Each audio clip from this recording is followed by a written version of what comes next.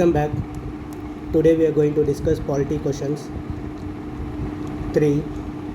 We are going to discuss third type of questions which UPSC asks every year. As I told you in previous videos, there are 6 type of questions that UPSC asks every year in polity. First one is meaning based questions or feature based questions. Second type will check whether you know the provisions mentioned in the constitution or not. Third type, UPSC will replace words with constitution, parliament, president, etc. to check your accuracy. Fourth type, to check your logical thinking on the real events. Fifth type, to check whether you can eliminate irrelevant options in the examination during exam tension.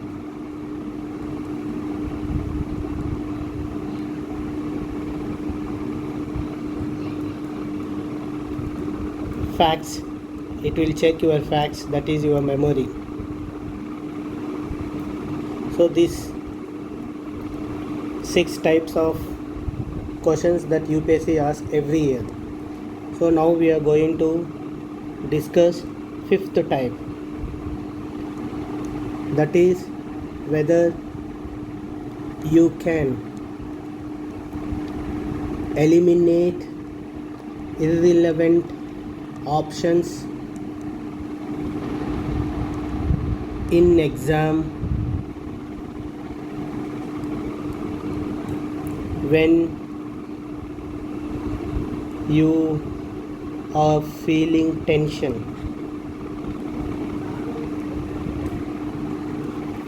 Now come to the questions. First question, which of the following are associated with planning in India? Finance Commission. Do you think Finance Commission is associated with the planning in India? Which all are associated with planning in India? Niti Aayog, Parliament, NDC, etc. These are associated with Parliament in India. Finance Commission is not associated with the planning in India. It just allocates resources to the center and states and among the states. This is its function. So you should know that you have to eliminate this one. If you eliminate one, it is irrelevant option. Then answer is C. You no need to check what are other options also. Immediately you will get answer as C. What if you don't eliminate, if you keep reading Finance Commission, National Rural Development, Ministry of Rural Development, Ministry of Urban Development and the Parliament, what do you think? You start thinking that these two ministries, okay, these are ministries, so they might involve in planning because they implement various schemes, policies, so they might involve in decision making. So you may think like this. If you think like this, these two options are just to make you confused. If you put these two are right, 3 and 4, then automatically you are going to keep one as right. So you will opt D as answer. So this is wrong. So you should not even check. If you eliminate one, you no need to check anything else. You just keep C as answer. Now come to the second question. Which of the following is or the functions of the Cabinet Secretary? Cabinet Secretary, what is his main function? In the name itself it is there. He is a secretary to the Cabinet Ministers. This is one of his main function. Okay. Now come to the options. Preparation of agenda for Cabinet meeting, we don't know whether it is right or wrong. Secretarial assistance to Cabinet committees, this is correct. So see where is 2. Here 2 is there, here 2 is there, here 2 is there. So allocation of financial resources of ministers, which we have to eliminate. We can easily eliminate option 3, because allocation of financial resources to ministers, who will allocate? It is parliament, to be precise, standing committees. Okay, so not the cabinet secretary, he is just a secretary to the cabinet ministers. So eliminate 3. This is irrelevant option. 3 is irrelevant option here. If you eliminate 3, you know 2 is correct, because the name itself says. You no need to know whether one is right or wrong. So answer is C. So come to the third question. Which of the following are discretionary powers given to the governor of a state? Sending a report to the President of India for imposing presidential rule. It is correct. Appointing the ministers. It's irrelevant, right? Because take example of your own state CM. He will appoint whoever he want. He will give post actually to whoever he want to give ministerial post. Then the governor will just sign that document. So he is not appointing the ministers. Okay, that is chief minister will appoint actually. These governor will give just his assent. So if you eliminate 2, answer is B. This is irrelevant option. Wherever you feel this option is irrelevant, try to eliminate that. You will get, most probably you will get answer. If you want to check other options also, you can check reserving certain bills by the state legislature for consideration of the president. This is true. This is true. So making the rules to conduct businesses of state government, wrong. So answer is 193. If you don't follow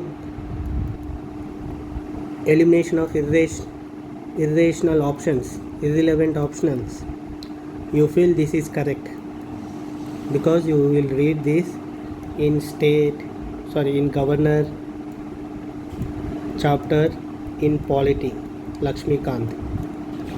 This point is there. So you think 4 is correct. When 4 is correct, automatically you think 4, 3, 2 is correct. So 1 is also correct and you opt for D. But they are asking about discretionary power. It is not a discretionary power of governor to make rules to conduct the business of the state government. So you should eliminate this. That's why you should stop here itself. If you stop here, if you eliminate 2, 2, then answer you will get correct answer B.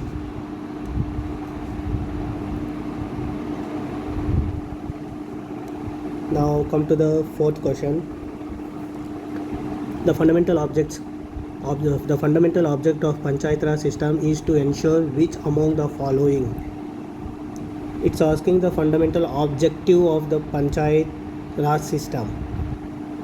People's participation in development through political accountability. What do you say? Is it correct or wrong? It's wrong, because it is an irrational option here. Political accountability you can get in the country by strengthening CBI or strengthening parliamentary committees,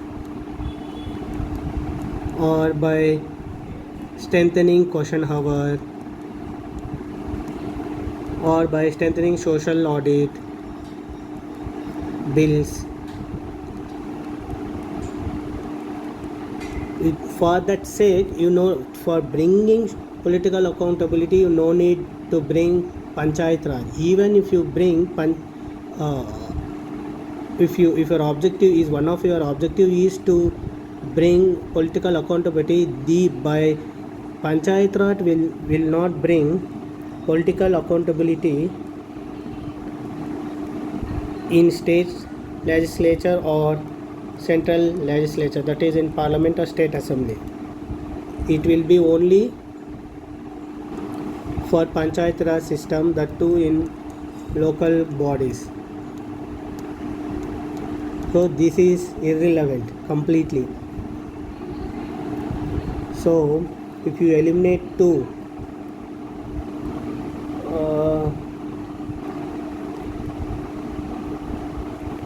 D option is missing here. So if you eliminate 2, answer is C. That is 1 and 3. What if you don't eliminate and if you continue with the other options reading, what happens? You can read it. It doesn't mean that you should not read. But if you don't eliminate, what happens? Because you read Lakshmikant polity book where social audit is mentioned. Audit is mentioned in the book in 73rd Constitution Amendment chapter, that is Panchayat. So what you will think? 4 is correct, you think. So 1 is correct, you think, and 3 correct, you think. So answer you will opt for D. So you have to eliminate immediately 2. You have to see if you eliminate 2, what will be the answer. Answer will be C. That's it. So come to the 5th question. For elections to the Lok Sabha, a nomination paper can be filled by any residents in India. It's a completely irrelevant. Why? Any residing person in India means what? Even American will be residing. He cannot fill nomination paper, right? So it is wrong. A resident of constituency from which an election is to be contested. No. A resident of a constituency can be Indian or American or any other person. So this is also a relevant option. Any citizen of India whose paper appears in electoral roll of a constituency, or any citizen of India. Here any citizen, here any citizen. So we should not bother about this. But it is more complete statement. So you can opt C. Because any citizen whose name appeared in electoral of a constituency is eligible for nominating for a nomination paper can be filled.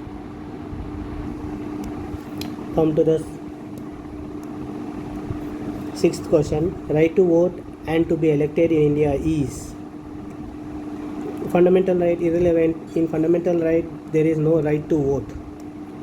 Natural right in India, it's wrong, because right to vote there is for right to vote there is article.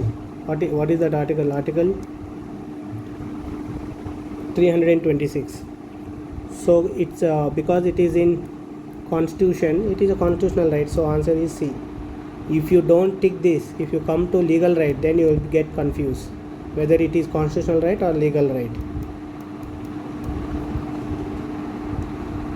In examination these two will not confuse you, but these two will definitely confuse you. In the tension what to opt, you just have to remember article 326. If you remember this is mentioned in the constitution, so it will be constitutional right, so it is C. Now come to the 7th question. Consider the following statements with reference to the Constitution of India. Directive principles of state policy constitute limitations upon. Here you no need to even say options. This question itself is irrelevant, because the DPSP will not constitute limitations upon the government. It is fundamental right which constitute limitation upon the government. If you don't cancel this question itself, if you go for legislative function and executive function, you will opt either 1 or B or C. You will not opt D. Answer is D. So here you have to make this question itself is irrelevant. You no need to check options itself.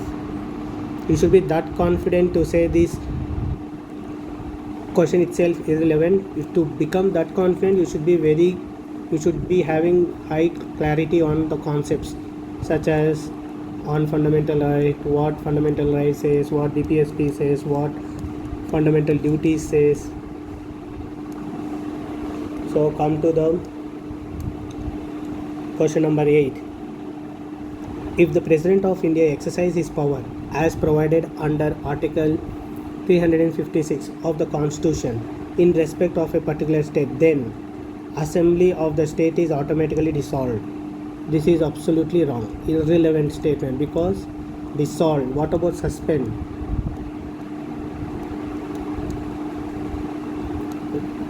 Assembly of the state can be suspended or dissolved. First, it will be suspended if in the floor test, if the ruling party fails to show its confidence, then it will be dissolved. Automatically is wrong. So this is wrong. This is completely irrelevant statement. So the power of legislature of the state shall be exercised by or under the authority of the parliament. We will keep hold on this option. We will come to the third option. Article 19 is suspended in that state. Article 19 is suspended in a state. This is under national emergency. Article 358. So this is also irrelevant option. President can make laws relating to that state. This is true. But when it is true? When Parliament has a power to delegate, to legislate on state list, either to President or to an authority specified by the President. Okay, so it is here. First, Parliament will delegate powers to the President or to other authority which is specified by the President. So it is a statement which says that already if Parliament, it is pre-assumed that Parliament has delegated power to the President. This pre-assumption is irrelevant statement. You have to understand. Answer is B. The power of legislation of that state shall be exercised by or under the authority of the Parliament. Means what? Parliament will decide, that is the President or another authority specified by President. So B is right answer. Here you should not pre-assume that because it is presidential rule, President will immediately get the powers. No, it is a Parliament which will delegate the powers. So come to the ninth question. With reference to the Constitution of India, prohibition or limitations or provisions contained in the ordinary law cannot act as prohibition or limitations on the constitutional powers under Article 142. It's talking about Article 142. Whether you understand this question or not doesn't matter in examination. All you have to understand, it is talking about Article 142. Now come. The decision taken by the Election Commission while discharging its duty cannot be challenged in any court of law. No, this is wrong. It is irrelevant. Because when Parliament laws or constitutional amendment comes under judicial review, don't you think Election Commission's decision will also come under judicial review? So this is irrelevant question, irrelevant option.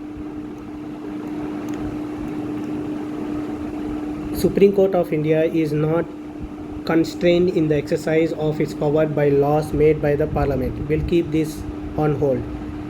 In the event of a grave financial crisis in the country, the President of India can declare financial emergency without counsel from the cabinet. It's wrong because it comes under, whether you know the statement or not, doesn't matter, it comes under Article 360. So it is wrong. The state legislatures cannot make laws on certain matters without concurrence of the state union legislature. This is wrong because it is not union legislature, it is president. This is also irrelevant. So this is irrelevant, this is irrelevant, this is irrelevant. Whether you know this president or not doesn't matter. If you remember the federalism, it's enough. So answer is B. Moreover, it is very much in news about Article 142. You can easily say after seeing 142 immediately you have to search where is Supreme Court. Here is Supreme Court, so blindly you can keep answer is B. Come to the 10th question. Consider the following statements. The motion to impeach a judge of the Supreme Court of India cannot be rejected by the Speaker of the Lok Sabha as per the Judges Inquiry Act 1968. It cannot be rejected. You have to understand that in Parliament, in Lok Sabha or in Rajya Sabha, Speaker or Chairman are the supreme leaders. They are boss of the house. They are bosses of their respective house. Nobody can dictate what they have to do. So this is irrelevant option. You just eliminate this one. So 3 is correct. You no need to check what is 3. Now come to the 4. If the motion of impeachment of a judge is taken up for voting, the law requires the motion to be backed by each house of the parliament and supported by a majority of total membership of that house and by not less than 2/3 of the total members of that house present and voting. This is correct because this is talking about the special majority. So answer is C. So you have to eliminate immediately first option. You will get only you have to select in these 2 options which is correct. 3 is also correct. So you have to see whether 4 is correct or not. This is directly mentioned in the Lakshmikant polity. So you can easily opt answer as C. Come to the 11th question. Consider the following statements. The President of India can summon a session of Parliament at such a place as she thinks fit. The Constitution of India provides for 3 sessions of Parliament in a year, but it is not mandatory to conduct all 3 sessions.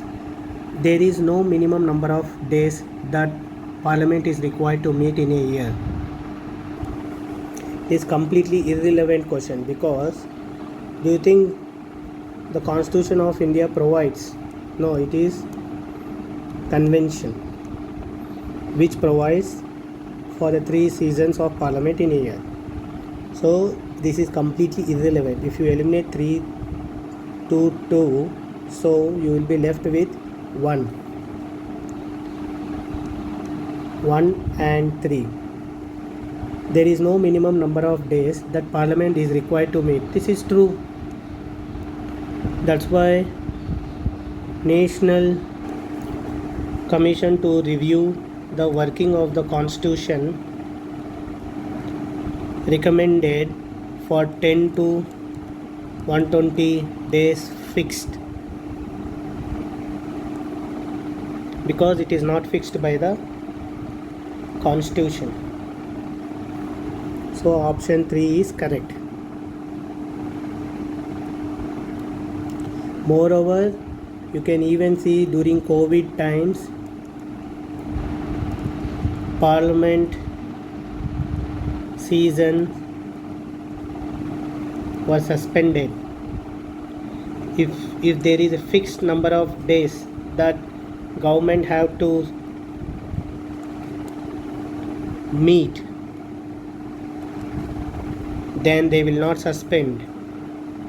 They have suspended because there is no minimum number of days. So if you eliminate 2, 2, 2, so answer is C.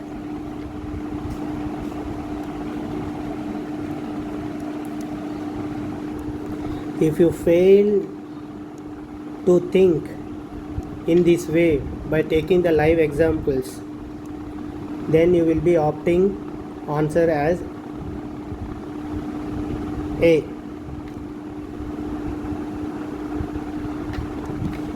Though in option A you may not know in such a place as he thinks fit whether it is correct or wrong, because you will decide this as wrong, so automatically you will keep A as answer, because here one is there, here one is there, you must be thinking one alone is answer.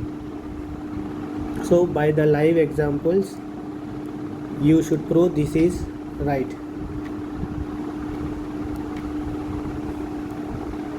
So come to question number 12. Along with the budget, the finance minister also places other documents before the parliament, which include the microeconomic framework statement. The aforesaid document is presented because it is mandated by. See, you have to clearly understand in the question itself answer is here, so it will help you to eliminate all irrelevant options. Along with the budget means what? Budget is different and these documents are different. Budget, under budget which articles will come? 112. Okay, so this option becomes irrelevant. Under 112 other documents will not fall. Question itself says. Article 110 will talk about money bill. Okay, so this is wrong. What is Article 13 talks about? It's estimates. Talks about estimates of expenditure. So this is also wrong. So now you have to say that a long-standing parliamentary convention or provisions of Fiscal Responsibility and Budget Management Act 2003, which will be the answer in these two. It's talking about microeconomic framework statement. So this one is related with the economics. So you have to opt for D. This is also irrelevant. So in the question itself, solution is there. If you read question carefully, it will help you to eliminate irrelevant options. If you know answer directly, you can opt for D. If you don't know answer, this is how you have to bring out the solution. Now the 13th question. With reference to the funds under the Members of Parliament Local Area Development Scheme, which of the following statements are correct? MPLADS. MPLAD funds must be used to create durable assets like physical infrastructure for health education. Here in this question, whether you know what is MPLADS, you don't know about this scheme at all, but how to derive answer from this? Member of Parliament Local Area Development means what? It's a scheme. Member of Parliament will be given some money to develop local area. In local area, who will be present? Vulnerable sections, that can be SC, ST, OBC, minorities, anyone. Or what is needed, like health sector should be developed, education sector should be developed, housing should be developed, etc. Or drainage should be developed, etc. Okay, these are the priority things that one should do in the local area development. Here MPLADS, like this you can derive by thinking logically. So you can say this option is correct. A specified portion of each MP's fund must benefit SC/ST population. This is also correct. Now the question is whether you can differentiate which one is right, which one is wrong in these 3 and 4. What is 3? MPLADS funds are sanctioned on yearly basis and unused funds cannot be carried forward for the next year. The district authority must inspect at least 10% of all works under implementation every year. See, this is based on facts completely. Whether you know the 10% or not will decide you are opting correct answer or not. But by thinking logically, you can eliminate 3 and you can opt D as answer. How you have to eliminate 3? How you have to make sure that it is irrelevant option? Because it's very simple. To develop one poor area or underdeveloped area, local area development, government will provide funds 5 crores.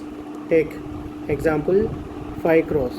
If these authority who is in charge for implementing the scheme fail to spend entire amount, he has spent only in 1 year 4 crores. Do you think this 1 crore will go back to center again? No, because it is given for the development, right? If they don't develop this year, they can use for next year. If it goes back to the government, what is use of giving funds for the development purpose? Once funds are sanctioned for the development purpose, these funds are used for the development until you achieve the required desired development. It will never go back to the funding authority.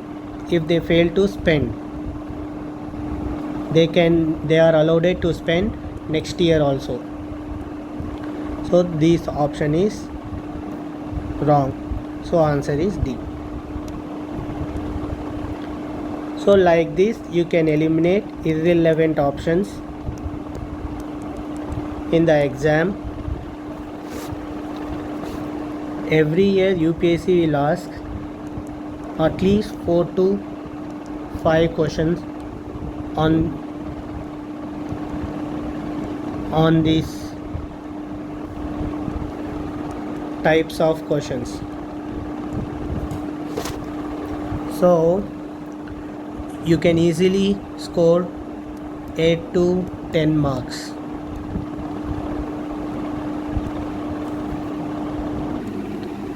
For today, that's it.